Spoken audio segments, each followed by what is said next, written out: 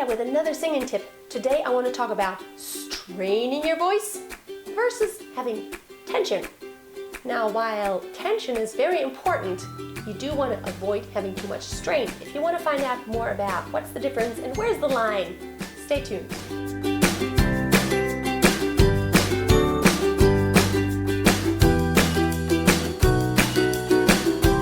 Without tension, your body wouldn't even stand straight.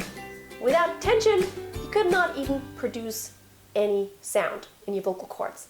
Because in order for any vibration to take place, there has to be some tension. There has to be tension in your body in order to make that air fly out. There needs to be tension just to hold yourself up, and there needs to be tension in your vocal cords because they have to vibrate and have a certain amount of tension in order to produce any given pitch. Now, the higher the pitch, the more tension in your vocal cords. And also, the higher the pitch, or the longer, or the faster moving, the more tension in your midsection because you need more support. So you see how important tension is. Now, the difference between tension and strain is just the amount of tension there is and where it is. Now, when you sing, we have talked about posture. It's very important to have good posture. Good posture in singing means having the right tension at the right spot. And in those spots where you don't need tension, it needs to be relaxed. Otherwise, the tension will turn into strain. For example, don't shift your head. Don't lock your jaw. This tension will turn into strain as you sing longer and longer. Your shoulders. Don't have tension in your shoulders because it will turn into strain. Now, of course, while producing vocal pitches, there's a fine line on what is still needed tension and what is too much strain.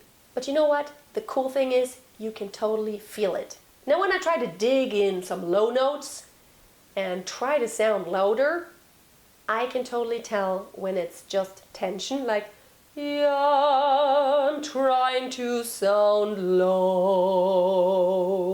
This is a little bit of tension. And when it becomes straining, now I'm trying to sound low.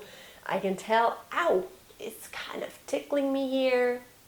And I know if I did that for a longer time, I would be worn out vocally. Now the thing is, if you sing low and loud for a very long time, it really puts strain on your voice. You will notice. This is the worst for me whenever I sing with a band and everything is just too low for my voice and they turn themselves up louder and louder while my mic is just still at the same setting. It's like I don't sing louder. I just wait until they notice. Okay? We are burying our singer here in too much volume. So we need to give her a chance. So whenever you sing low with your voice, don't put too much strain on it because that's something that'll wear you out big time and you will be hoarse for days to come. Now with your high voice, that's a whole story in itself. You do, as you practice, want to put tension on. It's like I always compare it to an athlete. You do want to have a little bit of sore muscles every once in a while just to push your body a little further. However, you don't want to pull that muscle because then you're going to be injured and you're not going to be able to train for a while. It's the same with your vocal cords. It's a very delicate muscle and membrane, and you do want to put a little bit of tension on there and push it to the limit to go higher, to go longer, to build up more stamina. But you don't want to strain it to the point to where you hurt something. Now the rule is, if you feel you're getting hoarse, stop. Don't keep on going. Push that pitch to the top. Yeah, yeah, yeah, yeah, yeah. Yeah, yeah, yeah, yeah, yeah. Yeah, yeah, yeah, yeah, yeah. Do push it. But as soon as you feel like, okay, this really hurt me now, stop. Do it for a very short time. Your body will react. And the next time and the next day, you will build up your endurance and your stamina. But don't go to the point to where you know it scratches, and then you keep on doing the exercise, and you keep on, and you keep on, and you keep on. If you feel this scratching here, it's like, okay, it's at your limit, so do it once or twice, and then it's okay.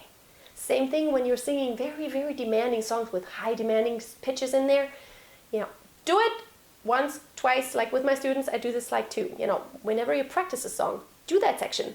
But then it's okay. There's a point where it's like, okay, we do this a couple times, and there are some songs in this world that you just wouldn't sing 10 times a day. Like, for example, Let It Go from Frozen.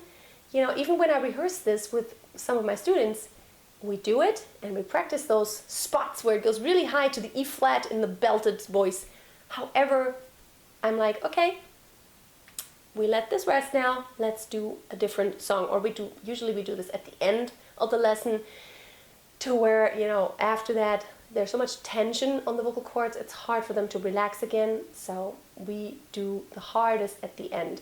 Also, whenever you sing and you feel like you have to cough because it's scratching you too much, that is definitely a sign of straining, and that's not good. It's not healthy for your voice. For example, if you sing high and you feel like this, yeah, you can hear this in the voice already, how this is rough and scratchy. Not very healthy. So one more time, tension, very needed, very important, and very essential. Otherwise you couldn't do anything.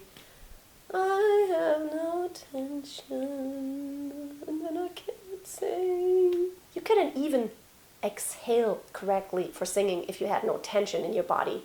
And that's why it's so important to have a basic body tension. Strain, not good. Do it for a very short time, and as soon as you feel like, okay, it's really scratching and hurting, stop doing whatever you're doing and try to find another way to do it. So I hope these tips helped you, and I want to help you keep your voice healthy for a very long time. You can sing until you're ancient, and you can sing well until you're ancient if you treat your voice right, and if you love your voice enough to really, really take care of it, because you only have one. Always be careful. You have one voice, and if you batter your voice, it's not nice, because you're not only not going to be able to sing cleanly and clearly anymore, you will also notice in your speaking voice that something is really different, and it becomes harder and just not pretty. I hope I can help you with my tips. Don't forget to check my video on Tuesday, another edition of How to Sing That Song. Also catch me on all the social networks, Facebook, Twitter, Instagram, Periscope. I'm on Periscope Live daily, Monday through Friday, bringing you songs and anything to chat about. You can ask me anything, and I'm glad to chit-chat with you and bring you any of my thoughts about singing issues that arise for singers. Have a wonderful day, and don't forget to always keep a song in your heart and always keep on singing. Bye!